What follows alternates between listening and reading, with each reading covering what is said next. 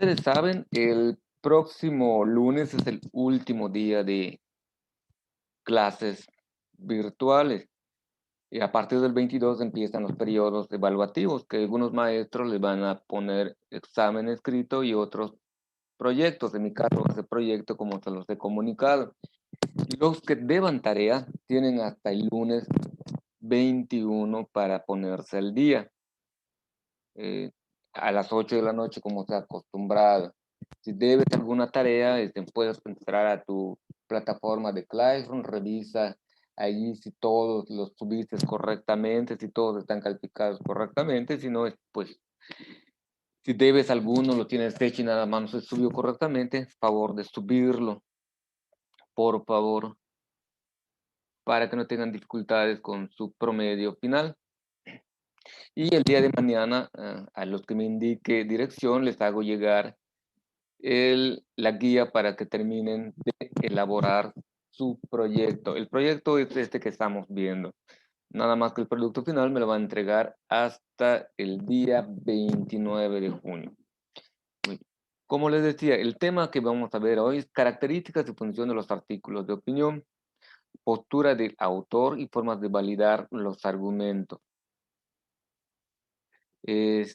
Jocelyn, lea esto, los artículos de opinión.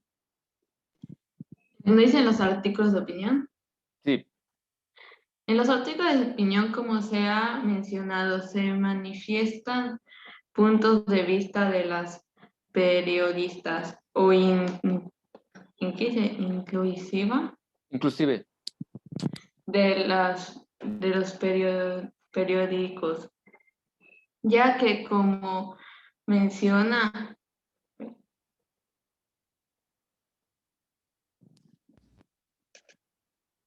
Carlos Marín. Carlos Marín en los libros Manual de Periodista, el el periodismo tiene como fin dar a conocer y enjuiciar los hechos de interés colectivo. En ese sentido, los artículos de opinión ofrecen una crítica de los acontecimientos y sucesos que afectan a la sociedad, de modo que ayudan al lector a tomar una postura. Muy bien. Entonces, en otra palabra, el artículo de opinión es un experto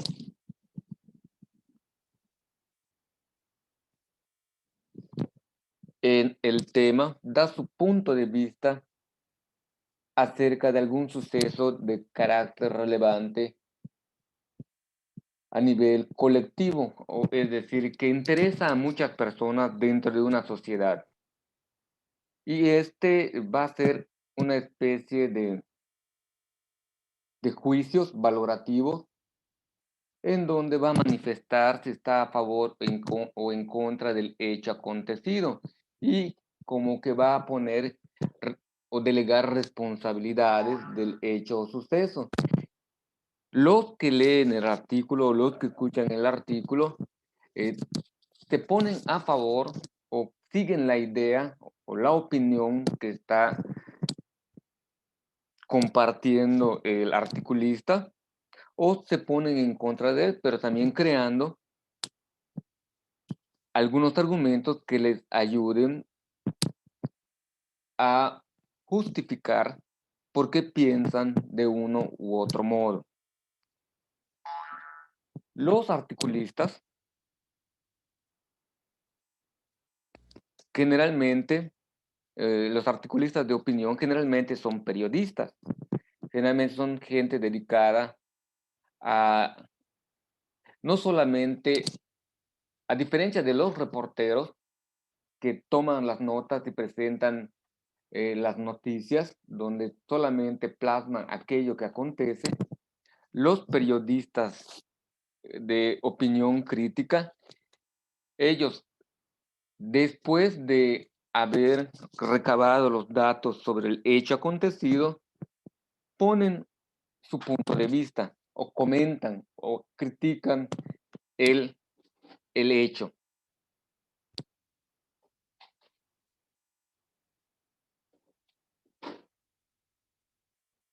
Como vimos el día de ayer, en las opiniones se muestra la subjetividad, es decir, lo que piensa el periodista, cuál es su punto de vista.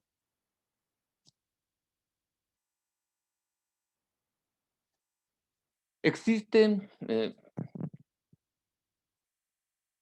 revistas, páginas web o periódicos de circulación diarios que tienen un apartado que se llama editoriales. En las editoriales van a aparecer artículos de opinión de acuerdo a la ideología del periódico al que pertenece.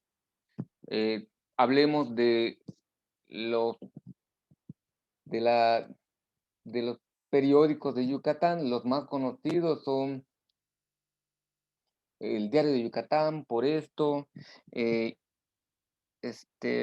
antes eran Novedades, ahora no me acuerdo cómo se llama, y Milenio Novedades, y a nivel nacional está Excelsior.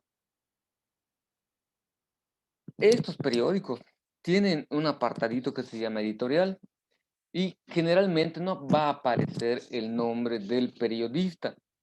El periódico asume toda la carga y la responsabilidad de las opiniones vertidas en ese texto, porque comulga, profesa o está de acuerdo con la ideología que se va a presentar en ese texto. Esto es muy, muy, muy común que suceda. Cuando se escribe un artículo de opinión, se busca las causas o se evalúa el impacto de la noticia, de modo que se critica la realidad. Por ejemplo, si un especialista considera que una reforma propuesta por el gobierno no es conveniente, expone sus argumentos para tratar de que la audiencia coincida con él y la oposición contribuya a evitar esta medida.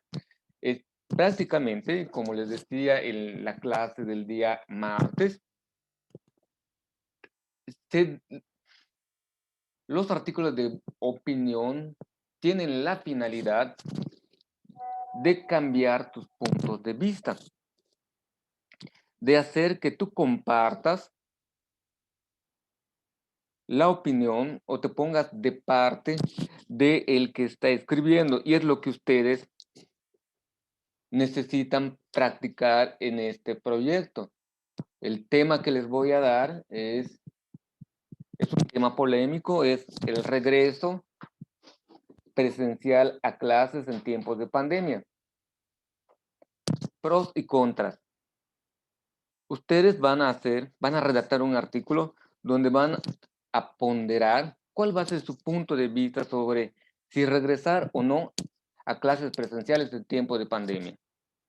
Pero tienen que justificar adecuadamente su artículo y su postura del por qué consideran ustedes que sí deben regresar los alumnos en tiempo de pandemia o por qué no deben regresar en tiempo de pandemia. ¿Y cómo se hace estos argumentos?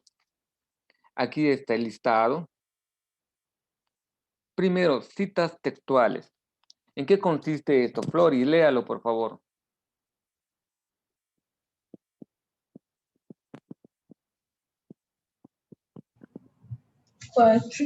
Citas textuales. Son las palabras de alguna persona enterada o con autoridad en un tema. Lo correcto es utilizar comillas si se emplea el estilo directo. Muy bien. No es lo que piensan ustedes, sino es lo que dice un perito, una persona especializada en el tema que se está realizando.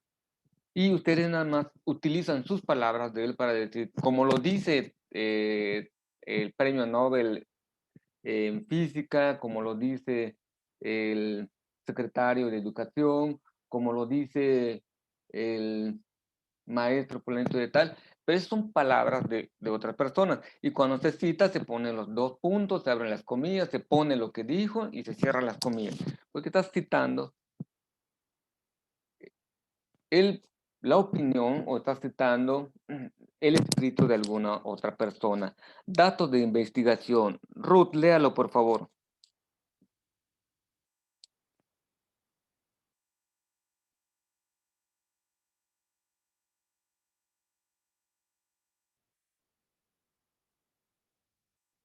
¿Sigues ahí, Ruth?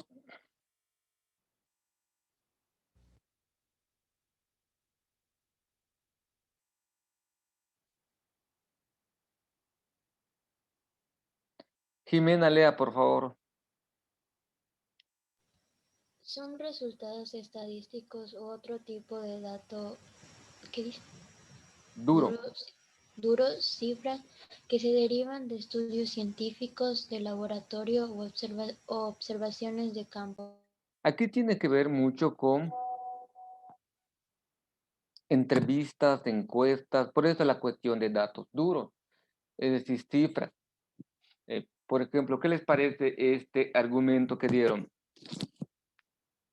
Entraron 80,000 estudiantes o regresaron de modo presencial 80,000 alumnos en la Ciudad de México, de los cuales solo 6 se infectaron. Estamos hablando del 0.004% de infectados de COVID. Por lo tanto, no existe peligro de regresar a las aulas. ¿Es correcto? ¿Qué les parece este dato duro? ¿Compartirían la idea ustedes? De 80,000 que fueron a clases presenciales, solamente 6 contagiados hay hoy en día. Y el analista hace esta referencia de qué porcentaje real es de los que están contagiados. Esa es cuestión de datos duros. Ese mismo argumento lo vamos a usar para el siguiente modo de argumentar. Datos de la propia experiencia. A ver, Mía, lea usted.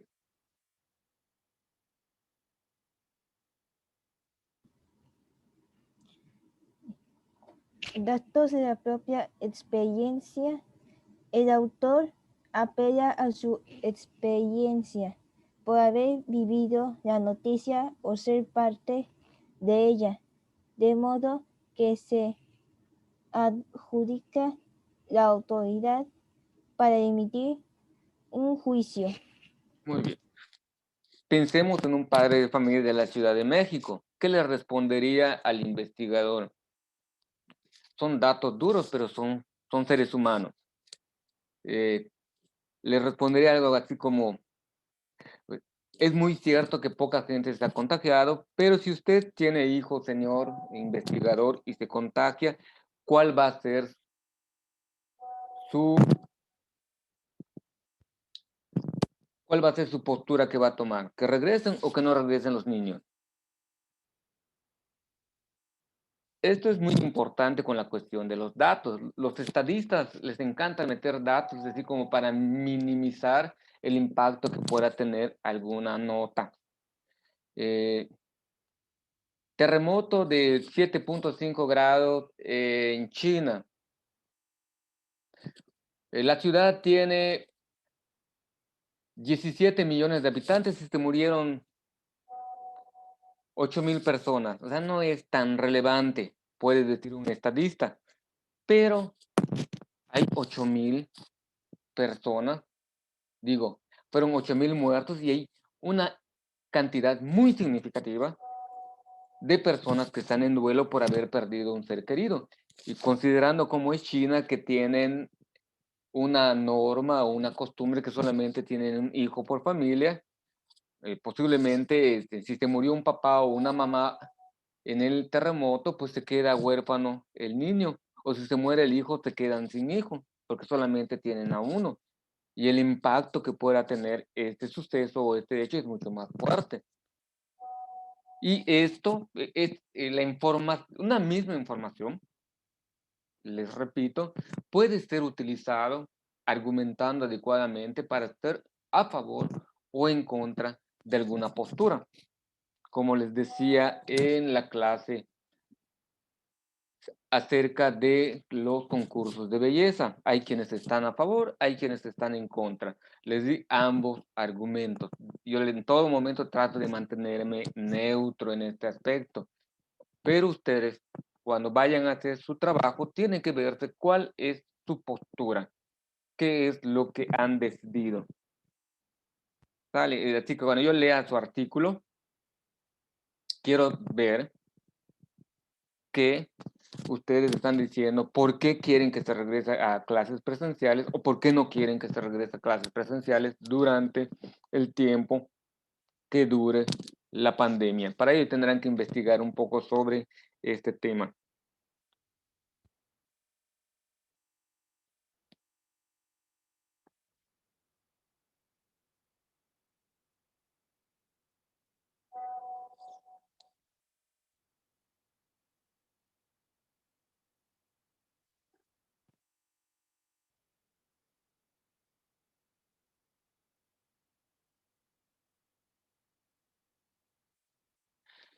En el artículo de opinión se utiliza un lenguaje subjetivo, es decir, expresiones que ayudan a distinguir la opinión personal y verbos como opinar, creer, sentir, pensar, etc. Desde que vean, yo pienso, yo opino, yo creo, yo siento, yo espero, tiene que ver con esa parte subjetiva de lo que es su punto de vista del articulista. Además, como ya mencionamos, con la primera persona del singular, el articulista se adjudica la responsabilidad de lo que dice. Prácticamente el decir yo o mi, yo pienso, mi pensamiento, ya te va entendiendo que él se está haciendo responsable de ese punto de vista. Por el contrario, en los géneros informativos se utiliza conjugaciones impersonales con las que el periodista enuncia la noticia sin añadir juicios, pues solamente expresa los hechos. La subjetividad está relacionada con la perspectiva del emisor, mientras que la objetividad significa la ausencia de opiniones personales. En este sentido, existen diferentes recursos discursivos para persuadir a los lectores. El articulista utiliza estos recursos dependiendo de su intención. ¿Cuáles son estos recursos discursivos? Ahora veremos.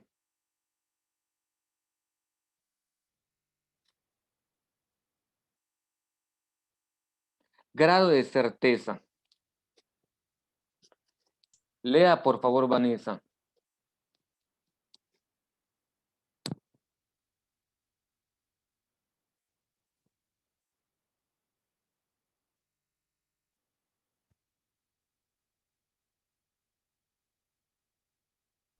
Grado de certeza, necesidad u obligación.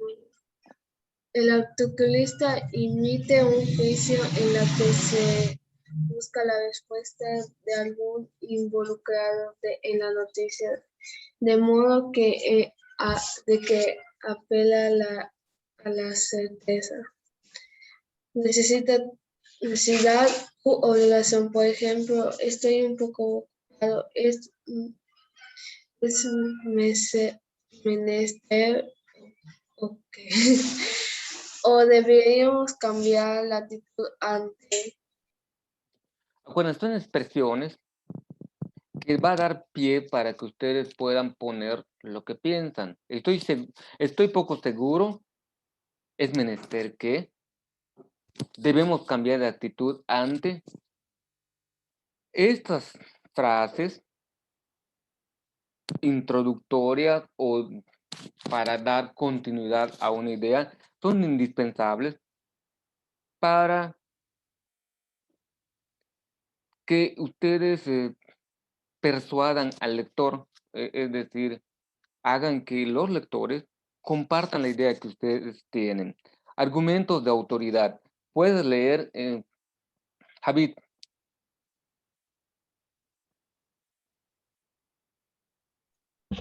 Argumentos autoridad. El articulista se apoya en palabras de alguien más para criticar el asunto, pues busca convencer al lector apelando a la autoridad de un especialista, por ejemplo, según, según Rodolfo Usigli, dramaturgo mexicano, Maximiliano de Habsburgo fue extranjero que se preocupó por hacer de México un imperio liberal.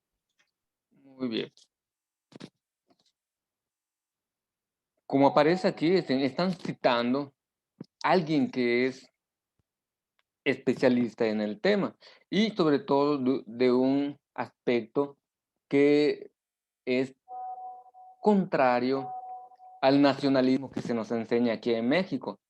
Este Maximiliano, que fue un emperador extranjero que fue traído por los conservadores, tuvo la osadía de querer hacer del imperio mexicano que se fundó o que se dictó durante este periodo al estilo francés, una especie de república. Y a los conservadores no les pareció, y los conservadores lo trajeron para que continuara con los procesos casi monárquicos que existían en el México virreinal, y este viene y trae las ideas republicanas del liberalismo, y por eso es abandonado por todos los conservadores y es fusilado en Querétaro. Realmente no era un mal gobernante, pero era un extranjero que vino a gobernar a los mexicanos, al menos así se nos plantea. Analogías y metáforas. Adrián, léalo por favor.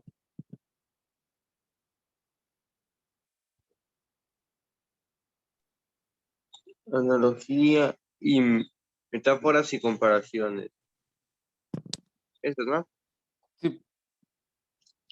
El articulista compara ideas y utiliza los recursos literarios para que el lector se convence de su postura. Por ejemplo, el excesivo tránsito de automóviles nos regresa a la época de las cavernas, cuando los cazadores defendían un territorio con sangre si era necesario. Muy bien. Esta comparación que está haciendo, o esta analogía que está haciendo, habla sobre, no sé si ustedes lo han escuchado, las junglas de cemento, que hacen una analogía o las selvas las ciudades salvajes, donde hacen referencia que así como en la selva o en la vida salvaje, algo similar se da dentro de las ciudades y una y otra vez van como repitiendo esas ideas, pero haciendo una comparación. La analogía consiste en tener un modelo y ese modelo lo vas a equiparar con otra idea que es completamente diferente, pero que te ayuda a entender una realidad de lo que quiere expresar quien está haciendo uso de dicha analogía. Con frecuencia nosotros usamos analogías, metáforas, comparaciones. La música que escuchamos, los programas que vemos, usan mucho este tipo de recursos.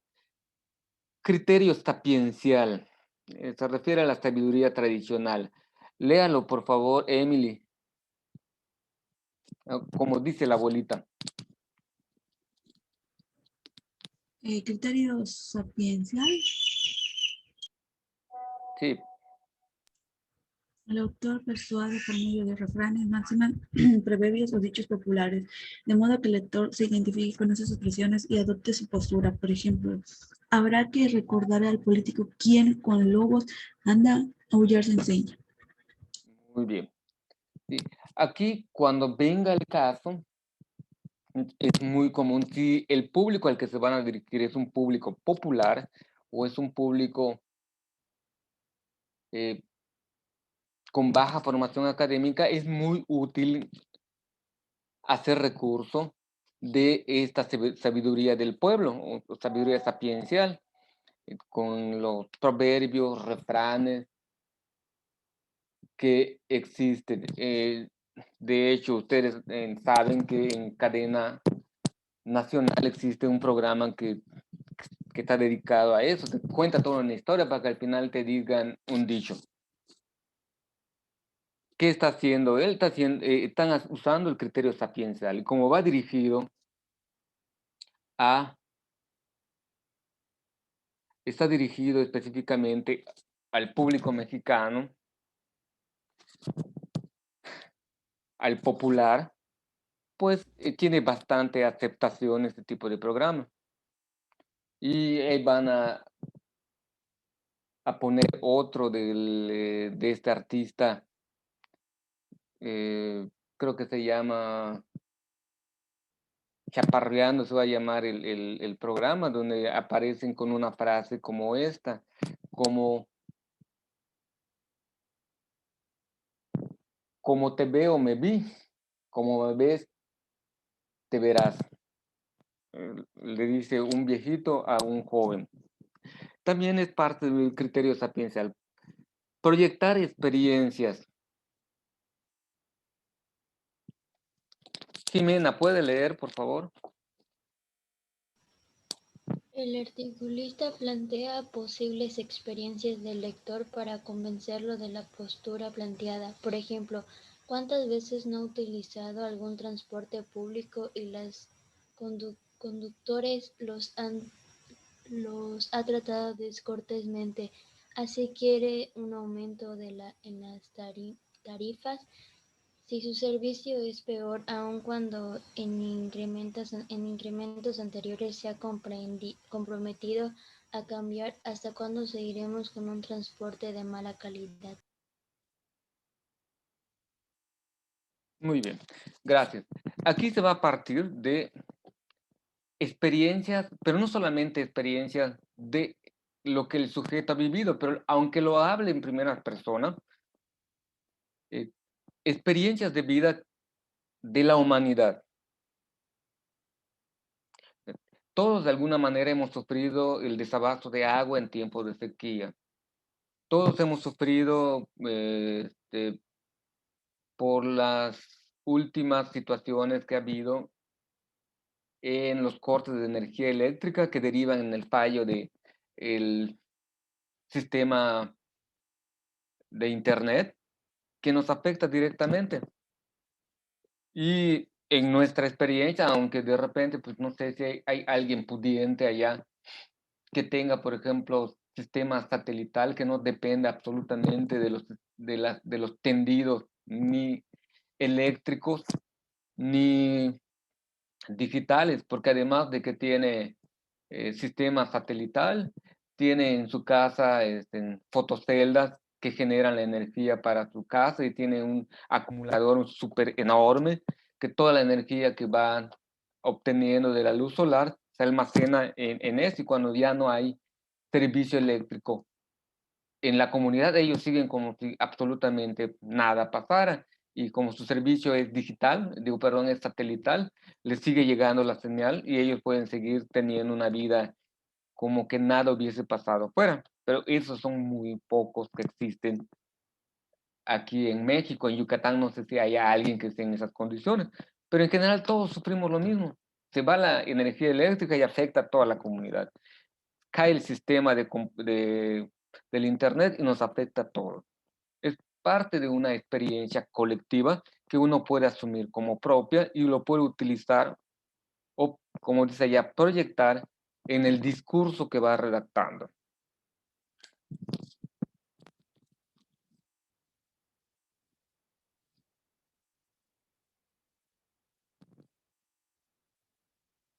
Con esto terminamos el día de hoy y les vuelvo a repetir. Si tienen alguna tarea pendiente, favor de subirla. Tienen como fecha límite hasta el 21.